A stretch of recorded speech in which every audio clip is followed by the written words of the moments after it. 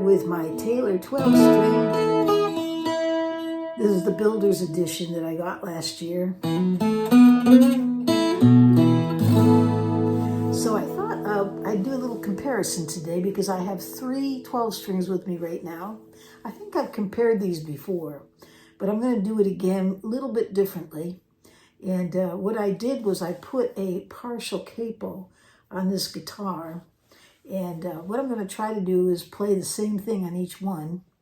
And so that you can get a range between playing up in the higher register and then down a little bit lower. And I just want you to keep in mind, though, when you listen to these, you're going to hear a big difference. I mean, each one stands out for different reasons.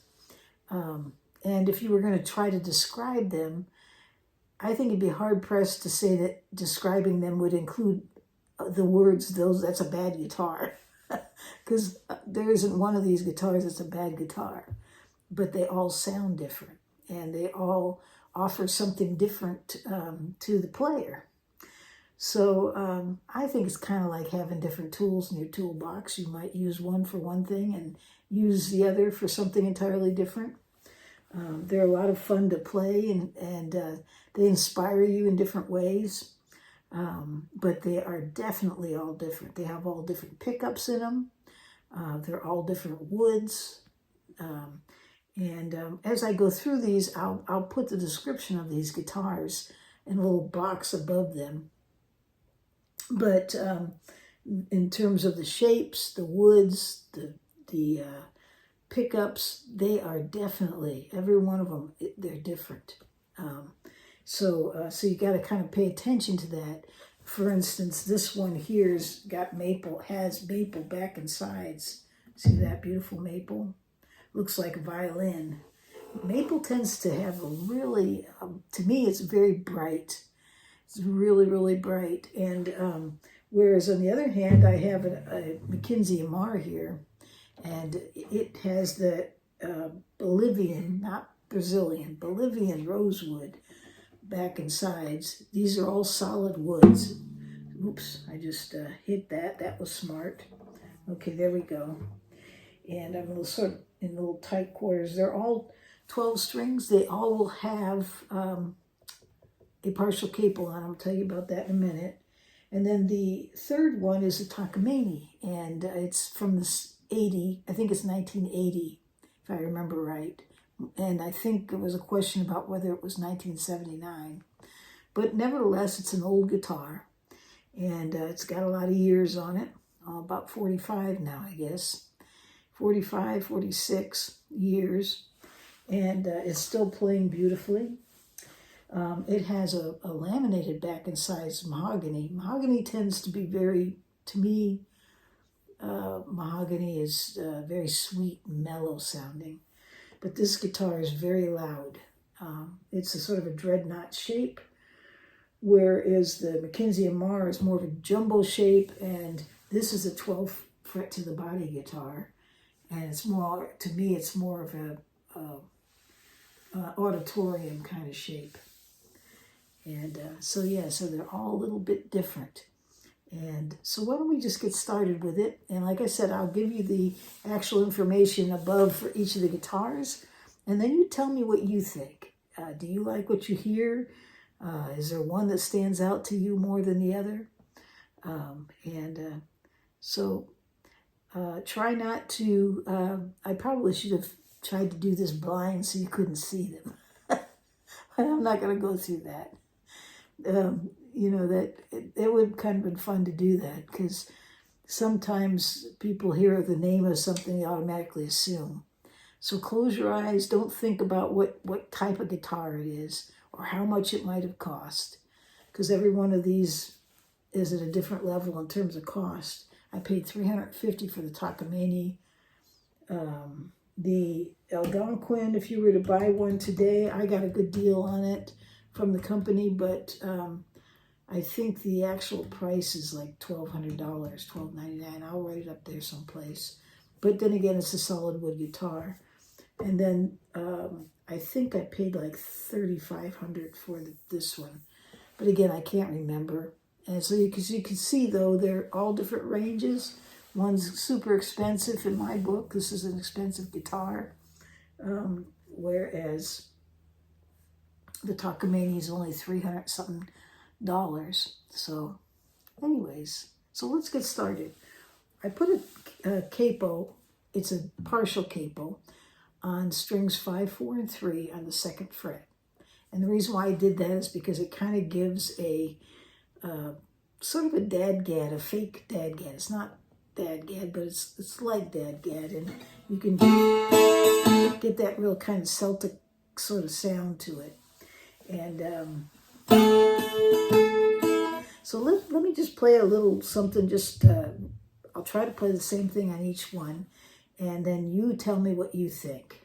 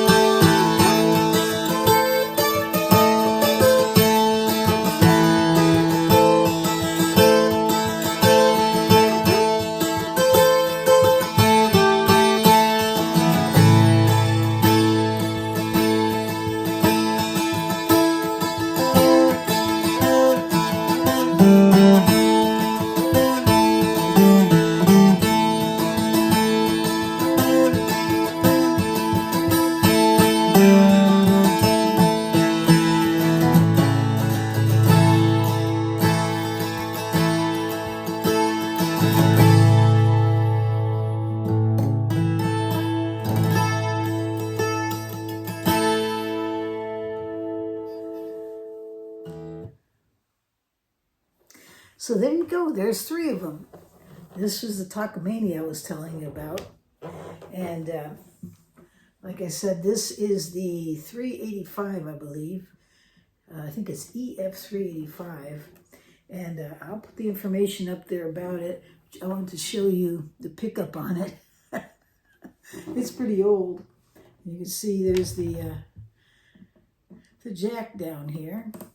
And yeah, so it's an oldie.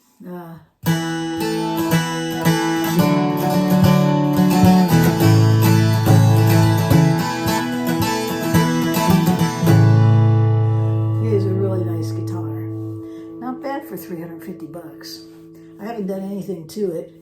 The owner that had it before, I think he probably put a tuner or something on this. I don't know. He had something Velcroed there. And yeah, it just plays really well. I think I put some new bone pins on there, and that was about it. Yeah, it plays pretty well. The action on it is pretty halfway decent, and yeah. So for an old guitar, it does pretty good for itself. All right, so there we have it. 3 guitars, and each one's different, as you can see by the description of them. And each one plays a little different too. They feel different to me. Each one, the action, you know, there's a little work involved. I think the easiest to play is the Taylor, but it's not. They're not terrible. I mean, the Mackenzie and Marr, for instance, the action. I left it a little bit on the high side, but there's lots of room to change it. You know, there's lots of room on the saddle. I could bring that saddle down, but I chose to leave it because I love the sound that's coming out of it. But should I have to work too hard with it or start feeling like it's way too hard to work for, then I'll make the adjustment. But right now, it's not necessary because it's what I would expect with a 12-string. There's got to be a little work. There's 12 strings. This one here probably has the highest of all action, but it's still playable. What you could do with this guitar is maybe even bring it down a half step on the tuning and use a capo to bring it up to standard tuning, and that would work well. But it's not necessary. It's not that bad. So, but they do each have a feel to them. The Taylor is a 12 fret to the body, so that's just super, super easy to play. But it has a totally different sound than all of them. I think in some ways it's a little, I feel like it hasn't really opened up yet, the Taylor. I think it will as it ages, but it's still in that process. The woods are getting, need to be played and needs a little time on them to really bring out what they're going to sound like as they get a little older. So I'm going to leave it right there, and want to remind you that we have on the third week, we're going to have this month, we're going to have a live that we'll do. And for the members, there's going to be a Zoom call coming up. And then second week in May, I'm going on a road trip. I'm going to go drive the distance from Northern California to Southern California, looking for some stores. I know I have 4 of them lined up, maybe 5, because there's one in Santa Cruz as well that somebody brought my attention to. That I have that so far to visit. And so that should be a lot of fun. There are some stores here in this area, Santa Rosa, Petaluma. I'm probably not going to go to those right now because they're so close to where I live. So I just need to take a couple days and just make short trips from my house and go visit those stores. There's also one in Tiburon that I want to go see. So Tiburon, California, beautiful area, overlooks the Golden Gate Bridge. So anyways, so we're gonna we'll just leave it there then, and I hope you all have a great day or night wherever you are in this world.